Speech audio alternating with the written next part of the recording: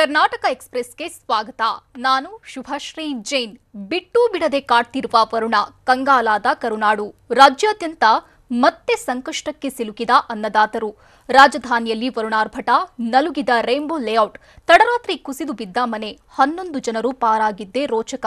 ಕಾಲುವೆಗೆ ಬಿದ್ದ ಲಕ್ಷ್ಮಣ ಸವದಿ ಕಾರು, ಅದೃಷ್ಟವಶಾತ್ ಪಾರು. ಪೆಟ್ರೋಲ್ ಹಾಕಿ ಸುಟ್ಟು ಬಿಡ್ತೇನೆ ಅಂದ್ರ ಆನಂದ್ ಸಿಂಗ್. ರಾಜ್ಯಾದ್ಯಂತ ಗೌರಿ ಗಣೇಶ ಹಬ್ಬದ ಸಂಭ್ರಮ ಹೇಗೆ ಕಳೆಗಟ್ಟಿದೆ? ಅಪ್ಪು ಗಣಪ, ಸಾವರ್ಕರ್ ಗಣೇಶೋತ್ಸವ ವಿಶೇಷತೆ ಏನು? ಚಾಮರಾಜನಗರ ಜಿಲ್ಲೆಯಲ್ಲಿ ಮತ್ತೆ ಮಳೆ ಶುರುವಾಯ್ತಾ? ಬೆಂಗಳೂರಿನ ರೇನ್ಬೋ ಡ್ರೈವ್ ಲೇಔಟ್ ಪರಿಸ್ಥಿತಿ ಈಗ ಹೇಗಿದೆ? ಪ್ರವಾಹ ತಗ್ಗಿದ್ರೂ ಆತಂಕ ದೂರ ಆಗಿಲ್ವಾ? ನೋಡೋಣ ಹುಚ್ಚು ಮಳೆ ಕರ್ನಾಟಕ ಎಕ್ಸ್‌ಪ್ರೆಸ್‌ನಲ್ಲಿ. ಚಾಮರಾಜನಗರ ಜಿಲ್ಲೆಯಲ್ಲಿ ಕಳೆದ ರಾತ್ರಿಯಿಂದ ಬಿಡುವು ನೀಡಿದ್ದ ರಣರಕ್ಕಸ ಮಳೆ ಮತ್ತೆ ಆರಂಭವಾಗಿದೆ. ಮಹಾಮಳೆಯಿಂದ ಈಗಾಗಲೇ ಜಿಲ್ಲೆಯ ಜನರು ತತ್ತರಿಸಿ ಹೋಗಿದ್ದು, ಮತ್ತೆ ಮಳೆ ಶುರುವಾಗಿರುವುದಕ್ಕೆ ಬೆದರಿ ಹೋಗಿದ್ದಾರೆ. ನದಿ ಕೆರೆಗಳು ಮತ್ತೆ ಉಕ್ಕಿ ಹರಿಯುವ ಭೀತಿಯಲ್ಲಿದ್ದಾರೆ. ಜಿಲ್ಲೆಯಲ್ಲಿ ಸುರಿದ ಮಹಾಮಳೆಗೆ ಹಲವು ಗ್ರಾಮಗಳೇ ಜಲಾವೃತವಾಗಿವೆ. ಇಂದು ನೀರಿನ ಮಟ್ಟ ಕೂಡ ತಗ್ಗಿತ್ತು. ಆದರೆ ಇದೀಗ ಮತ್ತಷ್ಟು ಮಳೆಯಾದರೆ ಮತ್ತೆ ತೊಂದರೆ ಎದುರಾಗೋದು ಗ್ಯಾರಂಟಿ ಎಂದು ಹೇಳಲಾಗ್ತಿದೆ. ಹಾವೇರಿ ಜಿಲ್ಲೆಯಲ್ಲಿ ನಿನ್ನೆ ಬೆಳಗ್ಗೆಯಿಂದ ಮಳೆರಾಯ ಬಿಡುವು ನೀಡಿದ್ದಾನೆ. ಇದಕ್ಕೂ ಮೊದಲು 3 ದಿನಗಳ ಹಿಂದೆ ಸುರಿದ ಮಳೆಗೆ ಐತಿಹಾಸಿಕ ಹೆಗ್ಗೇರಿ ಕೆರೆ ಕೋಡಿ ಬಿದ್ದಿತ್ತು. ಸುಮಾರು 900 ಎಕರೆ ಪ್ರದೇಶದಲ್ಲಿ ವಿಶಾಲವಾಗಿರೋ ಹೆಗ್ಗೇರಿ ಕೆರೆ ಕೋಡಿ ಬಿದ್ದ ಪರಿಣಾಮ ಅಗಡಿ, ಎತ್ತಿನಹಳ್ಳಿ, ಜಂಗಮನಕೊಪ್ಪ, ಗಾಂಧಿಪುರ, ಕೆರಿಮತ್ತಿಹಳ್ಳಿ ಸೇರಿದಂತೆ ಹಲವು ಗ್ರಾಮಗಳ ರೈತರ ಜಮೀನುಗಳಿಗೆ ನೀರು ನುಗ್ಗಿ ಅವಾಂತರ ಸೃಷ್ಟಿಯಾಗಿದೆ. ಮೆಕ್ಕೆಜೋಳ, ಹತ್ತಿ, ಶೇಂಗಾ, ಸೋಯಾಬೀನ್ ಸೇರಿದಂತೆ ಹಲವು ಬೆಳೆಗಳು ಜಲಾವೃತವಾಗಿದ್ದು ಅನ್ನದಾತ ಕಂಗಾಲಾಗಿದ್ದಾನೆ. ವರುಣನ ಆರ್ಭಟಕ್ಕೆ ಬೆಂಗಳೂರಿನ ರೇನ್ಬೋ ಡ್ರೈವ್ ಲೇಔಟ್ ನಲುಗಿ ಹೋಗಿದೆ. ಕಳೆದ 2 ದಿನದಿಂದ ಇಡೀ ಲೇಔಟ್ ನೀರಲ್ಲಿ ಮುಳುಗಿ ಹೋಗಿದ್ದು ಹಬ್ಬದ ಸಂಭ್ರಮವನ್ನೇ ಕಸಿದುಕೊಂಡಿದೆ. ಲೇಔಟ್ ನಿವಾಸಿಗಳು, ವಾಹನ ಸವಾರರು ಸಂಚಾರಕ್ಕೆ ಪರದಾಟ ನಡೆಸುತ್ತಿದ್ದು, ಸದ್ಯ ಕೆರೆಯಂತಾದ ರಸ್ತೆ ದಾಟಲು ಜನರು ಟ್ರ್ಯಾಕ್ಟರ್ ಅನ್ನೇ ಬಳಸುತ್ತಿದ್ದಾರೆ. ಇನ್ನು ಲೇಔಟ್ಗೆ ಎಂಟ್ರಿಯಾಗುವ ರಸ್ತೆ ಪಕ್ಕದಲ್ಲೇ ಮೋಟಾರ್ ಅಳವಡಿಸಿ ಮೋರಿಗೆ ನೀರು ಬಿಡಲಾಗ್ತಿದೆ. ರಾಮನಗರ ಜಿಲ್ಲೆಯಲ್ಲಿ ಮಳೆಯ ಅವಾಂತರ ಮುಂದುವರೆದಿದ್ದು ಜನಜೀವನ ಅಸ್ತವ್ಯಸ್ತಗೊಂಡಿದೆ. ರಾಮನಗರ ಜಿಲ್ಲೆ ಚನ್ನಪಟ್ಟಣದ ತಟ್ಟೆಕೆರೆ ಗ್ರಾಮದ ಸರ್ಕಾರಿ ಶಾಲೆ ಮಳೆಯಿಂದಾಗಿ ಜಲಾವೃತಗೊಂಡಿದೆ. ತಟ್ಟೆಕೆರೆಯ ಸರ್ಕಾರಿ ಹಿರಿಯ ಪ್ರಾಥಮಿಕ ಶಾಲೆ ಆವರಣದೊಳಗೆ ನೀರು ತುಂಬಿಕೊಂಡಿದ್ದು, ಮಳೆ ನೀರಿನಿಂದಾಗಿ ಸಂಪೂರ್ಣ ಶಾಲೆ ಕೆಸರುಮಯವಾಗಿರುವ ದೃಶ್ಯ ಕಂಡುಬರ್ತಿದೆ. ರಾಮನಗರದಲ್ಲಿ ಧಾರಾಕಾರ ಮಳೆಯಿಂದಾಗಿ ರಸ್ತೆಯೇ ಕೊಚ್ಚಿಕೊಂಡು ಹೋಗಿದೆ. ರಾಮನಗರದ ಜಿಯಾವುಲ್ಲಾ ಬ್ಲಾಕ್ನಲ್ಲಿ ರಸ್ತೆ ಕೊಚ್ಚಿಕೊಂಡು ಹೋಗಿದೆ. ಭಕ್ಷಿ ಕೆರೆ ಕೋಡಿ ಒಡೆದು ಜಿಯಾವುಲ್ಲಾ ಬ್ಲಾಕ್ಗೆ ನೀರು ನುಗ್ಗಿದೆ. ನೀರಿನ ರಭಸಕ್ಕೆ ಡಾಂಬರು ಹಾಕಲಾಗಿದ್ದ ರಸ್ತೆಗಳು ಕೊಚ್ಚಿ ಹೋಗಿವೆ. ರಸ್ತೆಯಲ್ಲಿ ಮಳೆಯಿಂದಾಗಿ 4 ಅಡಿಯಷ್ಟು ನೀರು ತುಂಬಿದ್ದು ಹಳ್ಳ ನಿರ್ಮಾಣವಾಗಿದೆ. ಹೀಗಾಗಿ ನಿವಾಸಿಗಳು ಸಂಕಷ್ಟಕ್ಕೆ ಸಿಲುಕುವಂತಾಗಿದೆ. ವಿಜಯನಗರ ಜಿಲ್ಲೆಯಲ್ಲೂ ಮಳೆ ಆರ್ಭಟ ಮುಂದುವರೆದಿದೆ. ಹರಪನಹಳ್ಳಿ ತಾಲೂಕಿನ ಶಿಂಗ್ರಿಹಳ್ಳಿಯಲ್ಲಿ ಗ್ರಾಮಕ್ಕೆ ವರುಣ ಜಲದಿಗ್ಬಂಧನ ವಿಧಿಸಿದ್ದಾನೆ. ಇಲ್ಲಿ 200ಕ್ಕೂ ಹೆಚ್ಚು ಮನೆಗಳಿಗೆ ಕೆರೆ ನೀರು ನುಗ್ಗಿದ್ರಿಂದ ಅವಾಂತರ ಸೃಷ್ಟಿಯಾಗಿದೆ. ಶಿಂಗ್ರಿಹಳ್ಳಿಯ ಕೆರೆಕೋಡಿ ಒಡೆದ ಪರಿಣಾಮ ಗ್ರಾಮಕ್ಕೆ ಕೆರೆ ನೀರು ನುಗ್ಗಿಬಿಟ್ಟಿದೆ. ಸತತ ಮಳೆಯಿಂದಾಗಿ ಶಿಂಗ್ರಿಹಳ್ಳಿ ಕೆರೆ ಅಪಾಯದ ಮಟ್ಟ ಮೀರಿ ಹರಿಯುತ್ತಿದೆ. ಹೀಗಾಗಿ ಶಿಂಗ್ರಿಹಳ್ಳಿ ನಿವಾಸಿಗಳು ಅಕ್ಷರಶಃ ಬೆಚ್ಚಿಬಿದ್ದಿದ್ದಾರೆ. ಚಾಮರಾಜನಗರದಲ್ಲಿ ಗಣೇಶ ಹಬ್ಬದ ಸಂಭ್ರಮ ಮಳೆಯಿಂದಾಗಿ ಹಾಳಾಗಿದೆ. ಸುವರ್ಣಾವತಿ ಹೊಳೆ ಉಕ್ಕಿದ್ರಿಂದಾಗಿ ಮಾಂಬಳ್ಳಿ ಗ್ರಾಮ ಜಲಾವೃತವಾಗಿತ್ತು. ಸದ್ಯ ನೀರಿನ ಪ್ರಮಾಣ ಕಡಿಮೆಯಾಗಿದ್ದು ಮನೆಯ ಸ್ವಚ್ಛತಾ ಕಾರ್ಯದಲ್ಲಿ ಗ್ರಾಮಸ್ಥರು ತೊಡಗಿದ್ದಾರೆ. ಪ್ರವಾಹದಿಂದಾಗಿ 10ಕ್ಕೂ ಹೆಚ್ಚು ಮನೆಗಳ ಗೋಡೆ ಕುಸಿತವಾಗಿದೆ. ಹಲವರು ಸೂರು ಕಳೆದುಕೊಂಡು ಅಕ್ಷರಶಃ ಬೀದಿಗೆ ಬಿದ್ದಿದ್ದಾರೆ. ಕಳೆದ ರಾತ್ರಿ ಕೊಂಚ ಮಳೆ ಬಿಡುವು ಕೊಟ್ಟಿದ್ರಿಂದ ನೀರು ತುಂಬಿದ ಏರಿಯಾಗಳಲ್ಲಿ ಪ್ರವಾಹದ ಆತಂಕ ಕಡಿಮೆಯಾಗಿದೆ. ವಿಜಯನಗರ ಜಿಲ್ಲೆಯ ಹರಪನಹಳ್ಳಿ ತಾಲೂಕಿನ ಶಿಂಗ್ರಿಹಳ್ಳಿ ಗ್ರಾಮಕ್ಕೆ ಜಲದಿಗ್ಬಂಧನ ವಿಧಿಸಲಾಗಿದೆ. 200ಕ್ಕೂ ಹೆಚ್ಚು ಮನೆಗಳಿಗೆ ನೀರು ನುಗ್ಗಿದ್ದು ಇಡೀ ಗ್ರಾಮವೇ ತತ್ತರಿಸಿದೆ. ನಿನ್ನೆಯೂ ಗ್ರಾಮದ ಕೆರೆಗೆ ಕೋಡಿ ಬಿದ್ದು ಇಡೀ ಗ್ರಾಮಕ್ಕೆ ನೀರು ನುಗ್ಗಿತ್ತು. ಮತ್ತೆ ಮಳೆ ಸುರಿದ ಹಿನ್ನೆಲೆಯಲ್ಲಿ ಎಲ್ಲಿ ನೋಡಿದ್ರೂ ನೀರೇ ಕಾಣಸಿಗ್ತಿದೆ. ಗ್ರಾಮಕ್ಕೆ ಹರಪನಹಳ್ಳಿ ಉಪವಿಭಾಗಾಧಿಕಾರಿ ಪ್ರಕಾಶ್ ಸೇರಿದಂತೆ ಕಂದಾಯ ಇಲಾಖೆ ಅಧಿಕಾರಿಗಳು ಭೇಟಿ ನೀಡಿ ಪರಿಶೀಲನೆ ನಡೆಸಿದ್ರು. ಚಾಮರಾಜನಗರ ಜಿಲ್ಲೆಯ ಯಳಂದೂರು ತಾಲೂಕಿನ 22 ಗ್ರಾಮಗಳು ಜಲಾವೃತವಾಗಿದ್ದು ಜನರು ಕಂಗೆಟ್ಟು ಹೋಗಿದ್ದಾರೆ. ಈವರೆಗೂ ಸುಮಾರು 2 ರಿಂದ 3 ಸಾವಿರ ಮನೆಗಳಿಗೆ ನೀರು ನುಗ್ಗಿದೆ. ನೀರು ನುಗ್ಗಿದ ಮನೆಗಳಿಗೆ 10,000 ಪರಿಹಾರ ನೀಡಲಾಗುತ್ತಿದ್ದು ಮನೆಗಳಿಗೆ ಫುಡ್ ಕಿಟ್ ಕೊಟ್ಟಿದ್ದೇವೆ ಎಂದು ಶಾಸಕ ಎನ್ ಮಹೇಶ್ ಹೇಳಿದ್ದಾರೆ. ಡ್ರೋನ್ ಮೂಲಕ ಬೆಳೆ ನಷ್ಟದ ಸಮೀಕ್ಷೆ ನಡೆಸಲಾಗುತ್ತಿದೆ. ಎಷ್ಟು ನಷ್ಟವಾಗಿದೆ ಎಂದು ನಿಖರವಾಗಿ ಹೇಳಲು ಸಾಧ್ಯವಿಲ್ಲ. ಸಮೀಕ್ಷೆಯಲ್ಲಿ ಈ ಬಗ್ಗೆ ಗೊತ್ತಾಗಲಿದೆ ಎಂದು ಹೇಳಿದ್ದಾರೆ.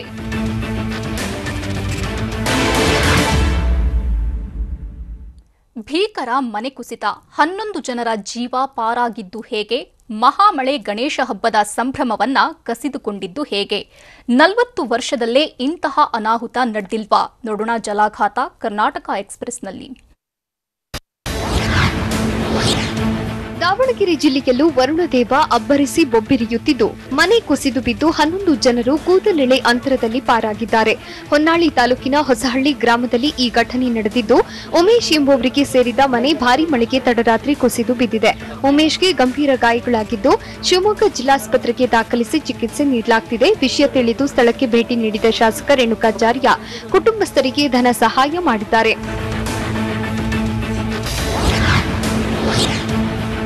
ಗದಗ ಜಿಲ್ಲೆಯಲ್ಲಿ ವರುಣನ ಅಬ್ಬರ ಮುಂದುವರೆದಿದ್ದು ಜಿಲ್ಲೆಯ ಜನರು ಕಂಗಾಲಾಗಿ ಹೋಗಿದ್ದಾರೆ. ಜಿಲ್ಲೆಯ ನರಗುಂದ ತಾಲೂಕಿನ ಯಾವಗಲ್ ಬಳಿಯ ಬೆಣ್ಣೆಹಳ್ಳ ಸೇತುವೆ ಉಕ್ಕಿ ಹರಿಯುತ್ತಿದೆ. ಸೇತುವೆ ಉಕ್ಕಿ ಹರಿಯುತ್ತಿರುವ ಹಿನ್ನೆಲೆಯಲ್ಲಿ ರೋಣ ನರಗುಂದ ಸಂಪರ್ಕ ಕಟ್ಟಾಗಿದೆ. ಸೇತುವೆ ಜಲಾವೃತವಾಗಿರುವ ಕಾರಣ ವಾಹನ ಸವಾರರು ಪರದಾಟ ನಡೆಸಿದ್ದು ತುಂಬಿ ಹರಿತಾ ಇದ್ದ ಸೇತುವೆ ಮೇಲೆ ಸಂಚಾರ ಮಾಡಿ ಹುಚ್ಚಾಟ ನಡೆಸಿದ್ದಾರೆ. ಅಲ್ಲದೆ ಅಕ್ಕಪಕ್ಕದ ಜಮೀನುಗಳಿಗೆ ನೀರು ನುಗ್ಗಿ ಅವಾಂತರ ಸೃಷ್ಟಿಯಾಗಿದೆ.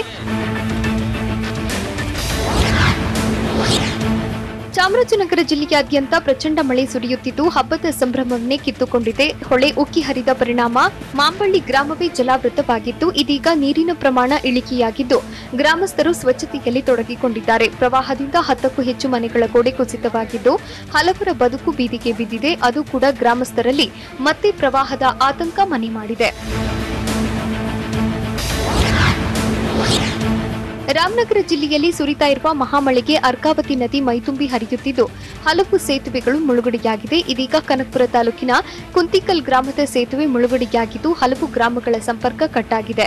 ಸಂಪರ್ಕ ಕಟ್ಟಾದ ಪರಿಣಾಮ 10 ಕಿಲೋಮೀಟರ್ ಸುತ್ತಿಕೊಂಡು ಬರುವ ಪರಿಸ್ಥಿತಿ ನಿರ್ಮಾಣವಾಗಿದೆ. ಇನ್ನು ನೀರಿನ ರಭಸಕ್ಕೆ ಹಲವು ಮರಗಳು ಕೊಚ್ಚಿ ಹೋಗಿವೆ. ಗ್ರಾಮಸ್ಥರೇ ಸೇತುವೆ ಮೇಲೆ ಸಿಲುಕಿರೋ ಗಿಡಗಂಟಿಗಳನ್ನು ಸ್ವಚ್ಛಗೊಳಿಸಿದ್ದಾರೆ.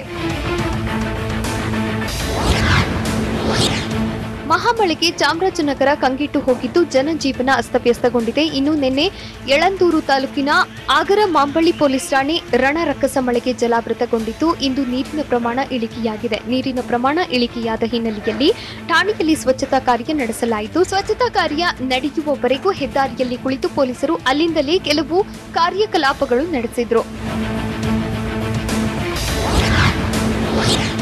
ಮಳೆ ಹಾನಿ ಪ್ರದೇಶಕ್ಕೆ ಭೇಟಿ ನೀಡಿದ್ದ ಕೊಳ್ಳೇಗಾಲ ಶಾಸಕ ಎನ್ ಮಹೇಶ್ಗೆ ಗ್ರಾಮಸ್ಥರು ತರಾಟೆಗೆ ತೆಗೆದುಕೊಂಡ ಘಟನೆ ನಡೆದಿದೆ.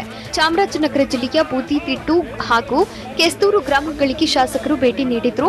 ಆದರೆ ಚುನಾವಣೆ ಗೆದ್ದ ಬಳಿಕ ಮೊದಲ ಬಾರಿಗೆ ಗ್ರಾಮಕ್ಕೆ ಭೇಟಿ ನೀಡುತ್ತಿದ್ದೀರಿ, ಕಳೆದ 5 ವರ್ಷಗಳಿಂದ ಏನು ಅಭಿವೃದ್ಧಿ ಕೆಲಸ ಮಾಡಿದ್ದೀರಿ ಎಂದು ತರಾಟೆಗೆ ತೆಗೆದುಕೊಂಡಿದ್ದಾರೆ. ಪ್ರವಾಹ ಬಂದು ಮನೆಗಳು ಮುಳುಗಡೆಯಾಗಿದೆ, ಜಮೀನುಗಳಿಗೆ ನೀರು ನುಗ್ಗಿ ಗ್ರಾಮದಲ್ಲಿ ಅಪಾರ ಬೆಳೆ ಹಾನಿಯಾಗಿದೆ, ನೀವೇನ್ ಮಾಡ್ತಿದ್ದೀರಿ ಎಂದು ಜಾಡಿಸಿದ್ದಾರೆ. ಸಚಿವ ಡಾಕ್ಟರ್ ಅಶ್ವಥ್ ನಾರಾಯಣ್ ವಿರುದ್ಧ ಕೆಪಿಸಿಸಿ ಅಧ್ಯಕ್ಷ ಡಿಕೆ ಶಿವಕುಮಾರ್ ವಾಗ್ದಾಳಿ ನಡೆಸಿದ್ದಾರೆ. ಸಿಎನ್ ಅಶ್ವಥ್ ನಾರಾಯಣ್ ಜಿಲ್ಲಾ ಮಂತ್ರಿಗಳು ದೊಡ್ಡವರು, ರಾಮನಗರ ಕ್ಲೀನ್ ಮಾಡ್ತೇವೆ ಅಂತ ಈ ಹಿಂದೆ ಹೇಳಿದ್ರು. ಗಣೇಶ ಹಬ್ಬದ ದಿನವೂ ಕೂಡ ಕೈ ಮುಗಿದು ಕೇಳ್ತೇನೆ, ರಾಮನಗರಕ್ಕೆ ಬಂದು ಮೊದಲು ಕ್ಲೀನ್ ಮಾಡಿಸಿಕೊಡ್ಲಿ, ತಮ್ಮ ಪಾರ್ಟಿ ಕಾರ್ಯಕರ್ತರ ಜೊತೆ ಬಂದು ಸ್ವಚ್ಛ ಮಾಡಿಕೊಡ್ಲಿ, ಜಿಲ್ಲೆಯ ಜನರ ಆರೋಗ್ಯ ಉಳಿಸಲಿ, ಪರಿಹಾರ ಕೊಡಿಸಲಿ ಎಂದು ವ್ಯಂಗ್ಯವಾಡಿದ್ದಾರೆ. ರಾಮನಗರ ಜಿಲ್ಲೆಯಲ್ಲಿ ಮಳೆ ಹಾನಿ ಪ್ರದೇಶಗಳಿಗೆ ಕೆಪಿಸಿಸಿ ಅಧ್ಯಕ್ಷ ಡಿಕೆ ಶಿವಕುಮಾರ್ ಭೇಟಿ ನೀಡಿ ಪರಿಶೀಲನೆ ನಡೆಸಿದ್ದಾರೆ. ಬಳಿಕ ಮಾತನಾಡಿದ ಡಿಕೆಶಿ, 40 ವರ್ಷದಲ್ಲಿ ಇಂಥ ಅನಾಹುತ ನಾನು ಎಂದೂ ನೋಡಿಲ್ಲ ಎಂದು ಆಶ್ಚರ್ಯ ವ್ಯಕ್ತಪಡಿಸಿದ್ರು. ಉತ್ತರ ಕರ್ನಾಟಕ ಭಾಗದಲ್ಲಿ ನದಿ ಪ್ರವಾಹದಿಂದ ನಷ್ಟವಾಗಿದ್ದು ನೋಡಿದ್ದೆ, ಆದರೆ ರಾತ್ರೋರಾತ್ರಿ ಮನೆಯಿಂದ ಇಲ್ಲಿ ಅಪಾರ ಹಾನಿಯಾಗಿದೆ. ಉಟ್ಟ ಬಟ್ಟೆ ಹೊರತುಪಡಿಸಿ ಮನೆಯಲ್ಲಿದ್ದ ಎಲ್ಲವೂ ನಾಶವಾಗಿದೆ. ಮನೆಗಳಲ್ಲಿ 2 ಅಡಿಯಷ್ಟು ಕೆಸರು ತುಂಬಿಕೊಂಡಿದೆ. 4 ದಿನಗಳ ನಂತರ ಆರೋಗ್ಯದ ಮೇಲೆ ಪರಿಣಾಮ ಬೀರುವ ಸಾಧ್ಯತೆ ಇದೆ. ಕೂಡಲೇ ಸರ್ಕಾರ ಹಣ ಬಿಡುಗಡೆ ಮಾಡಬೇಕು ಎಂದು ಡಿಕೆಶಿ ಆಗ್ರಹಿಸಿದರು.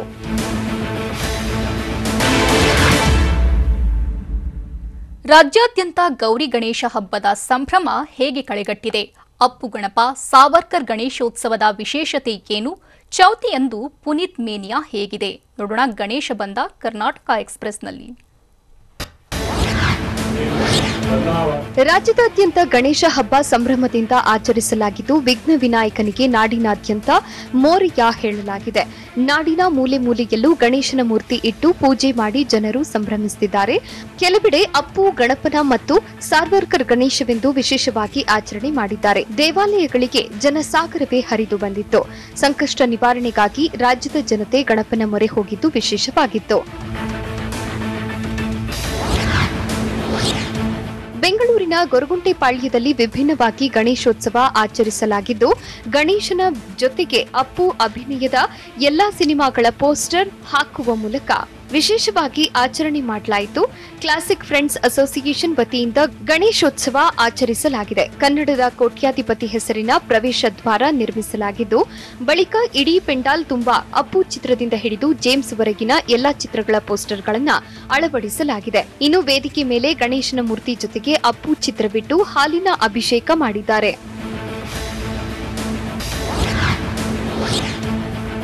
ಹುಬ್ಬಳ್ಳಿಯಲ್ಲೂ ಕೂಡ ಗಣೇಶ ಹಬ್ಬವನ್ನ ವಿಶೇಷವಾಗಿ ಆಚರಿಸಲಾಗಿದ್ದು, ಪೊಲೀಸ್ ಇನ್ಸ್ಪೆಕ್ಟರ್ ಜಾಕಿರ್ ಭಾಷಾ ಪಂಚೆ ಶರ್ಟ್ ಧರಿಸಿ ಸಂಭ್ರಮಿಸಿದ್ದಾರೆ.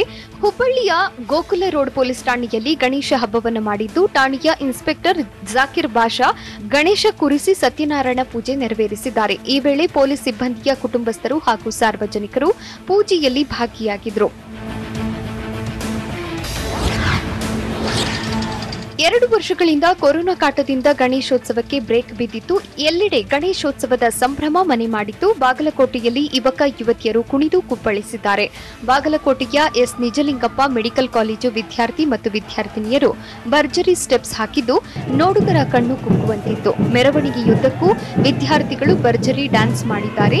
ಇದೇ ವೇಳೆ ಡೊಳ್ಳು ಬಾರಿಸುವ ಸದ್ದಿಗೆ ಮಹಿಳೆಯೋರ್ಗಳು ಭಾವಪರವಶಳಾಗಿ ಕುಣಿದು ಕುಪ್ಪಳಿಸಿದ್ದಾರೆ. ರಾಜ್ಯದ ಹಲವು ಕಡೆಗಳಲ್ಲಿ ಗಣೇಶ ಚೌತಿಯಂದು ಪುನೀತ್ ಮೇನಿಯಾ ಶುರುವಾಗಿದೆ.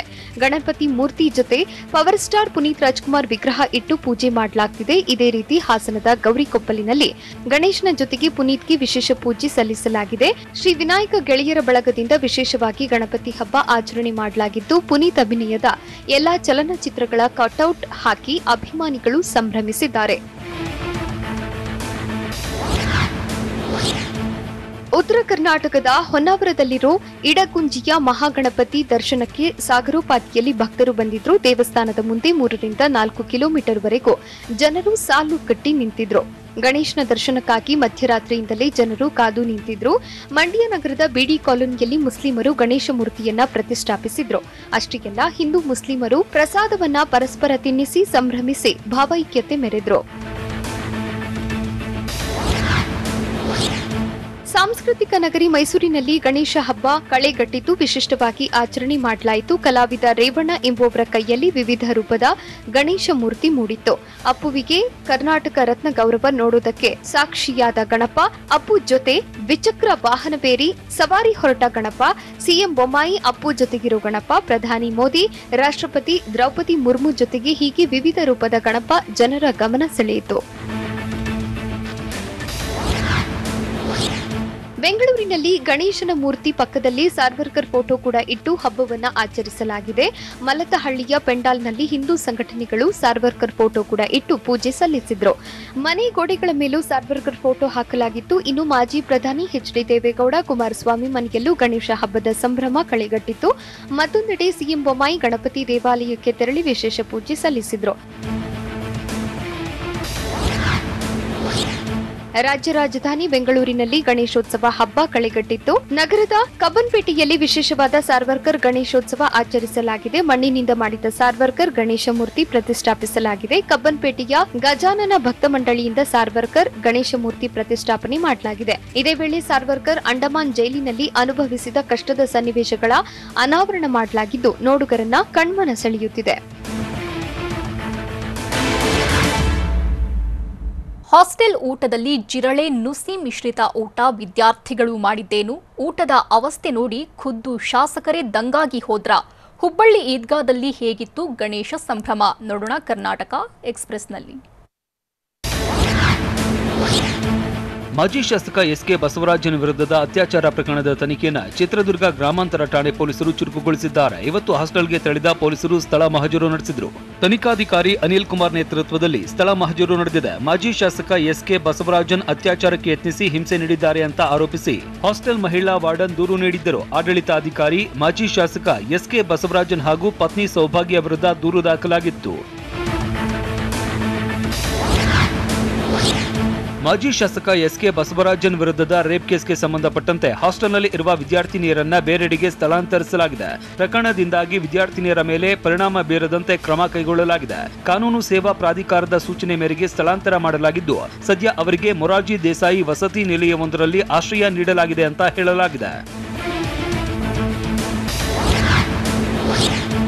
ಸಮಾಜ ಕಲ್ಯಾಣ ಇಲಾಖೆ ವಸತಿ ನಿಲಯದ ವಿದ್ಯಾರ್ಥಿಗಳಿಗೆ ನುಸಿ, ಜಿರಳೆ ಮಿಶ್ರಿತ ಆಹಾರ ಪೂರೈಕೆ ಮಾಡಲಾಗ್ತಾ ಇದೆ ಎಂಬ ಆರೋಪ ಕೇಳಿಬಂದಿದೆ.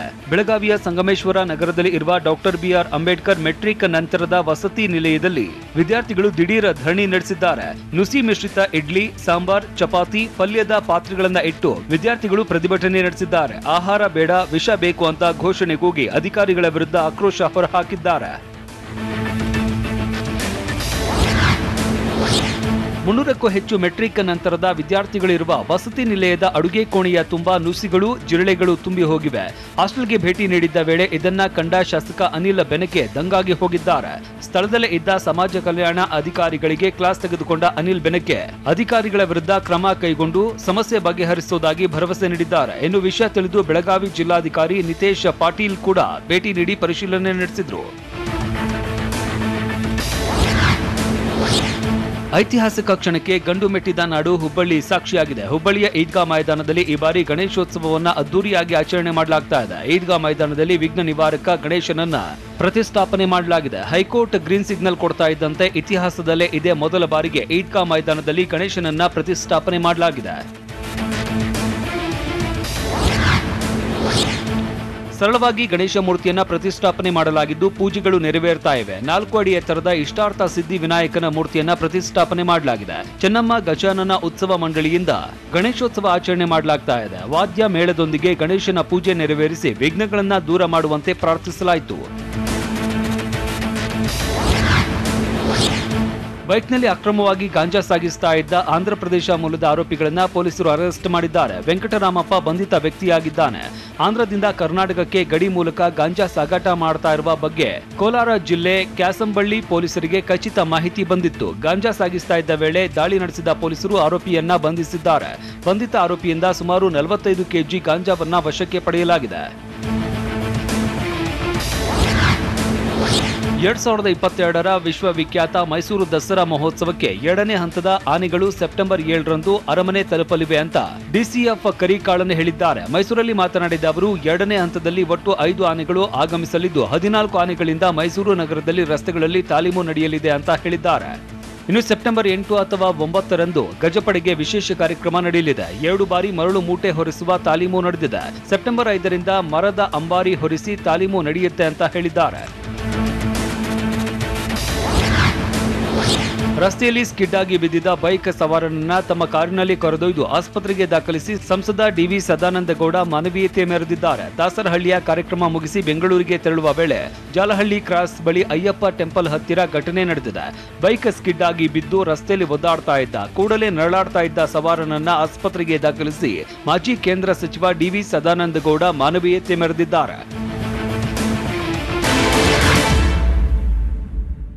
ರಾಜ್ಯದಲ್ಲಿ ಮತ್ತೆ ಪಠ್ಯಪುಸ್ತಕ ವಿವಾದ ಶುರುವಾಯ್ತಾ? ಪೆಟ್ರೋಲ್ ಹಾಕಿ ಸುಟ್ಟು ಬಿಡ್ತೇನೆ ಅಂದ್ರ ಸಚಿವ ಆನಂದ್ ಸಿಂಗ್. ಅಷ್ಟಕ್ಕೂ ಸಚಿವ ಆನಂದ್ ಸಿಂಗ್ ವಿರುದ್ಧ ಕೇಳಿಬಂದ ಆರೋಪವೇನು ನೋಡೋಣ ಸಮಗ್ರ ಕರ್ನಾಟಕ ಎಕ್ಸ್‌ಪ್ರೆಸ್‌ನಲ್ಲಿ. ಪಠ್ಯಪುಸ್ತಕ ವಿವಾದ ಮತ್ತೆ ಮುನ್ನೆಲೆಗೆ ಬಂದಿದ್ದು ಸಾವರ್ಕರ್ ಪಠ್ಯವನ್ನ ವಿರೋಧಿಸಿ ಕಾಂಗ್ರೆಸ್ ನಾಯಕ ಎಚ್.ಸಿ. ಮಹದೇವಪ್ಪ ಟ್ವೀಟ್ ಮಾಡಿದ್ದಾರೆ. 8ನೇ ತರಗತಿ ಪಠ್ಯದಲ್ಲಿ ಸಾವರ್ಕರ್ ಪಠ್ಯ ಇದ್ದು ಸಾವರ್ಕರ್ ಅಂಡಮಾನ್ ಜೈಲಿನಿಂದ ಬುಲ್ಬುಲ್ ಹಕ್ಕಿಯ ಮೇಲೆ ಕುಳಿತು ತಾಯ್ನಾಡನ್ನ ಸಂದರ್ಶಿಸಿ ಬರ್ತಾ ಇದ್ರು ಎಂಬ ಸಂಗತಿ ಇದೆ. ಇದು ತಪ್ಪು. ಮಕ್ಕಳಲ್ಲಿ ಜೀವಂತ ವ್ಯಕ್ತಿಗಳ ಕುರಿತಾಗಿ ಅವೈಜ್ಞಾನಿಕ ಮನೋಭಾವವನ್ನ ಹೆಚ್ಚಿಸುವ ಕೆಲಸವನ್ನ ಮಾಡಲಾಗ್ತಾ ಇದೆ. ಈ ಪ್ರವೃತ್ತಿಯನ್ನ ಪ್ರಜ್ಞಾವಂತರು ಪುರಸ್ಕರಿಸಬಾರದು ಅಂತ ಅಸಮಾಧಾನ ಹೊರಹಾಕಿದ್ದಾರೆ.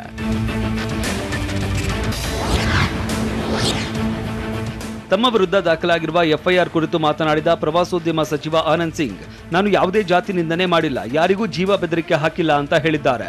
ಹೊಸಪೇಟೆಯಲ್ಲಿ ಮಾತನಾಡಿದ ಅವರು, ಮಡಿವಾಳ ಸಮಾಜ ಮತ್ತು ಪೋಲಪ್ಪ ಕುಟುಂಬದ ಮಧ್ಯೆ ವಿವಾದ ಇದೆ. 4 ತಿಂಗಳ ಹಿಂದೆ ನಾನೇ ಕರೆದು ಸಂಧಾನ ಮಾಡಿದ್ದೆ. ನಿನ್ನೆ ಸ್ಥಳ ಪರಿಶೀಲನೆಗೆ ಮುನ್ನ ಪೋಲಪ್ಪಗೆ ಫೋನ್ ಮಾಡಿದ್ದೆ. ಪೋಲಪ್ಪನ ಪತ್ನಿಯ ಕುಟುಂಬಕ್ಕೆ ಸೇರಿದ ಆಸ್ತಿ ಅಂತ ಹೇಳಿದ್ದೆ. ನಾನು ಜಾತಿ ನಿಂದನೆ ಮಾಡಿದ್ದು ನಿಜ ಆದ್ರೆ ಕ್ರಮ ಕೈಗೊಳ್ಳಲಿ ಅಂತ ಹೇಳಿದ್ರು.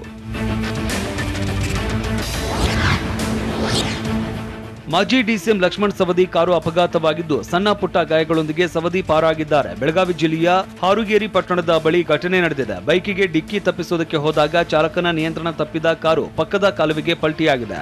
ಅಪಘಾತದಲ್ಲಿ ಲಕ್ಷ್ಮಣ್ ಸವದಿಗೆ ಸಣ್ಣ ಪುಟ್ಟ ಗಾಯಗಳಾಗಿದ್ದು ಪ್ರಾಣಾಪಾಯದಿಂದ ಪಾರಾಗಿದ್ದಾರೆ. ಅಥಣಿಯಿಂದ ಬೆಳಗಾವಿಗೆ ತೆರಳುತ್ತಾ ಇದ್ದಾಗ ಕಾರು ಅಪಘಾತ ಸಂಭವಿಸಿದೆ. ಅಥಣಿಯಿಂದ ಬೆಳಗಾವಿ ಕಡೆಗೆ ಹೋಗುವಾಗ ಅಪಘಾತ ಸಂಭವಿಸಿದ್ದು ಯಾವುದೇ ಪ್ರಾಣಹಾನಿಯಾಗಿಲ್ಲ ಅಂತ ಲಕ್ಷ್ಮಣ ಸವದಿ ಪುತ್ರ ಚಿದಾನಂದ ಸವದಿ ಹೇಳಿದ್ದಾರೆ. ಈ ಬಗ್ಗೆ ಮಾತನಾಡಿದ ಅವರು, ಲಕ್ಷ್ಮಣ ಸವದಿ, ಚಾಲಕ, ಗನ್ಮ್ಯಾನ್ ಮತ್ತು ಪಿಎ ಅವರಿಗೂ ಯಾವುದೇ ತೊಂದರೆ ಆಗಿಲ್ಲ. ದೇವರ ದಯೆಯಿಂದ ಎಲ್ಲರೂ ಆರಾಮಾಗಿದ್ದಾರೆ. ಹಾರುಗೇರಿ ಆಸ್ಪತ್ರೆಯಿಂದ ಮನೆ ಕಡೆಗೆ ಕರೆದುಕೊಂಡು ಹೋಗ್ತಾ ಇದ್ದೇವೆ. ಯಾರು ಕಾರ್ಯಕರ್ತರು ಅಥಣಿಗೆ ಬರುವ ಅವಶ್ಯಕತೆ ಇಲ್ಲ ಅಂತ ಹೇಳಿದ್ದಾರೆ. ರಾಜ್ಯಾದ್ಯಂತ ಕೆಂಪೇಗೌಡರ ಪ್ರತಿಮೆ ಅಭಿಯಾನಕ್ಕೆ ಸಿದ್ಧತೆ ನಡೀತಾ ಇದ್ದು, ಕಂಚಿನ ಪ್ರತಿಮೆ ಥೀಮ್ ಪಾರ್ಕ್ ಉದ್ಘಾಟನಾ ಅಭಿಯಾನಕ್ಕೆ ತಯಾರಿ ಶುರುವಾಗಿದೆ. ಕೆಂಪೇಗೌಡ ಏರ್ಪೋರ್ಟ್ನಲ್ಲಿ ನಿರ್ಮಾಣವಾಗಿರುವ ಪ್ರತಿಮೆಯನ್ನ ನವೆಂಬರ್ನಲ್ಲಿ ಪ್ರಧಾನಿ ಮೋದಿ ಉದ್ಘಾಟಿಸಲಿದ್ದಾರೆ. ಥೀಮ್ ಪಾರ್ಕ್ ನಿರ್ಮಾಣಕ್ಕೆ ನಾಳೆ ಸಿಎಂ ಬೊಮ್ಮಾಯಿ ಶಂಕುಸ್ಥಾಪನೆ ನೆರವೇರಿಸಲಿದ್ದಾರೆ. ಇದೇ ವೇಳೆ ಅಭಿಯಾನಕ್ಕೆ ಚಾಲನೆ ನೀಡಲಿದ್ದಾರೆ. ಥೀಮ್ ಪಾರ್ಕ್ಗೆ ಪ್ರತಿ ಹಳ್ಳಿಯಿಂದ ಮಣ್ಣು, ನೀರು ಸಂಗ್ರಹದ ಗುರಿ ಹೊಂದಿದ್ದಾರೆ. ಹುಬ್ಬಳ್ಳಿಯ ಈದ್ಗಾ ಮೈದಾನದಲ್ಲಿ ಗಣೇಶೋತ್ಸವಕ್ಕೆ ಪರ್ಮಿಷನ್ ಸಿಕ್ಕಿದೆ. ಆದರೆ ಬೆಂಗಳೂರಿನ ಚಾಮರಾಜಪೇಟೆ ಮೈದಾನದಲ್ಲಿ ಅನುಮತಿ ಸಿಕ್ಕಿಲ್ಲ. ಇದರಿಂದ ಗಣೇಶೋತ್ಸವ ಆಚರಿಸಬೇಕು ಅಂದುಕೊಂಡಿದ್ದವರಿಗೆ ನಿರಾಸೆಯಾಗಿದೆ. ಕೋರ್ಟ್ ಅನುಮತಿ ನೀಡಿತ್ತು. ಇದನ್ನ ಪ್ರಶ್ನಿಸಿ ಸುಪ್ರೀಂ ಕೋರ್ಟ್ಗೆ ಅಂಜುಮನ್ ಇಸ್ಲಾಂ ಸಂಸ್ಥೆ ಮೇಲ್ಮನವಿ ಸಲ್ಲಿಸಿತ್ತು. ವಿಚಾರಣೆ ನಡೆಸಿದ ಕೋರ್ಟ್ ಯಥಾಸ್ಥಿತಿ ಕಾಪಾಡಿಕೊಳ್ಳುವಂತೆ ಸೂಚನೆ ನೀಡಿ ಆದೇಶ ಹೊರಡಿಸಿತ್ತು. ಹೀಗಾಗಿ ಚಾಮರಾಜಪೇಟೆ ಈದ್ಗಾ ಮೈದಾನದಲ್ಲಿ ಪೊಲೀಸ್ ಬಂದೋಬಸ್ತ್ ಕೈಗೊಳ್ಳಲಾಗಿದೆ.